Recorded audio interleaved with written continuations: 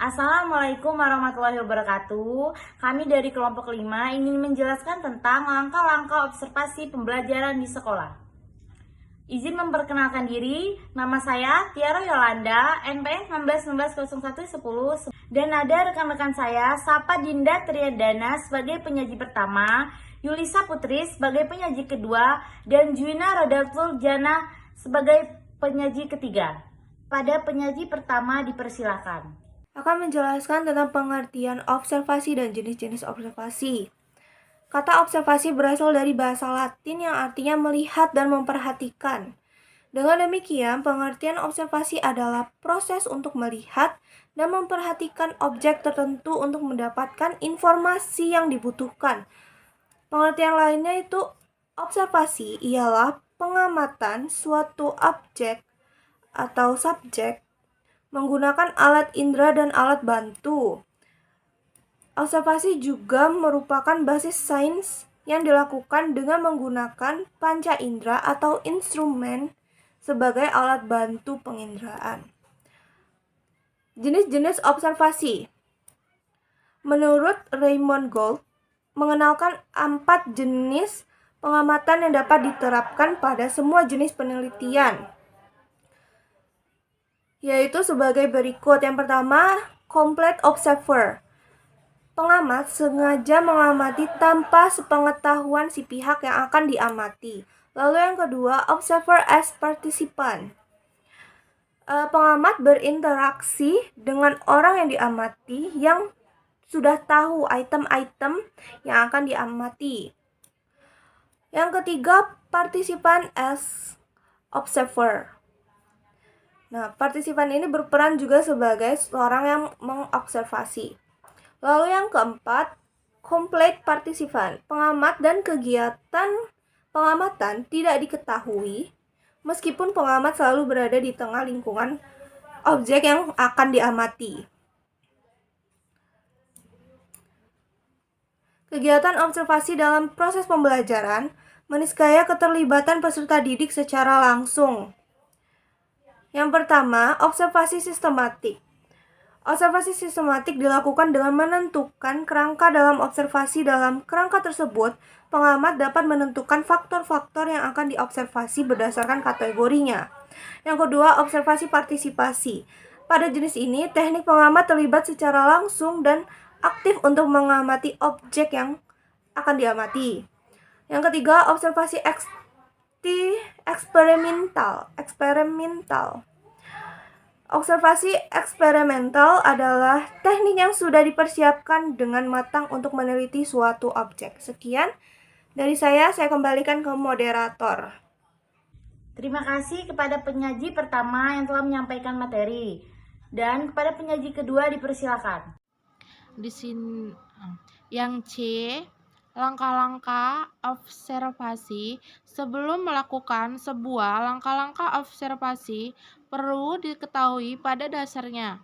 Observasi merupakan kegiatan untuk menemukan sebuah informasi informasi dari objek. Namun, kegiatan observasi juga memiliki karakteristik tersendiri. Secara umum, terdapat 3 ciri-ciri dari observasi, yaitu objektif dilakukan berdasarkan keadaan objek tunggal nyata yang diamati langsung.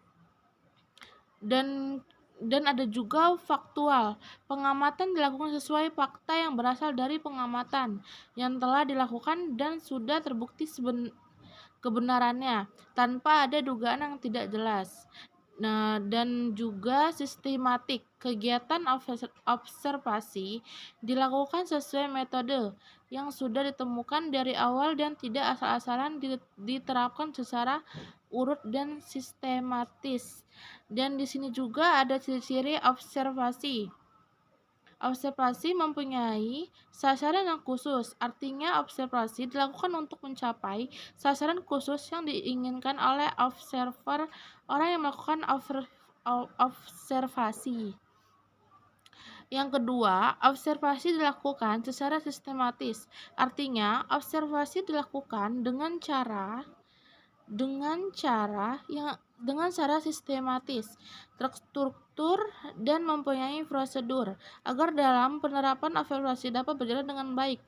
Observasi membutuhkan pencatatan dengan segera, artinya segera detail kecil yang ditemukan dalam proses observasi harus segera mungkin dicatat agar tidak lupa dan demi menghindari hilangnya informasi penting.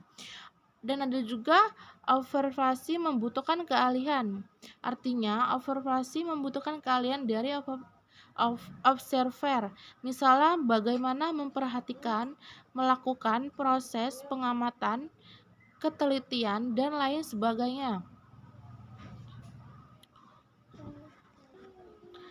Ada juga langkah-langkah observasi. 1. Pra-observasi, menentukan target observasi, menentukan informan, mengembangkan instrumen observasi, wawancara dan studi dokumen. 2. Pelaksanaan observasi, menjalankan observasi. Pada penyaji kedua yang telah menyampaikan materi, selanjutnya pada penyaji ketiga dipersilakan.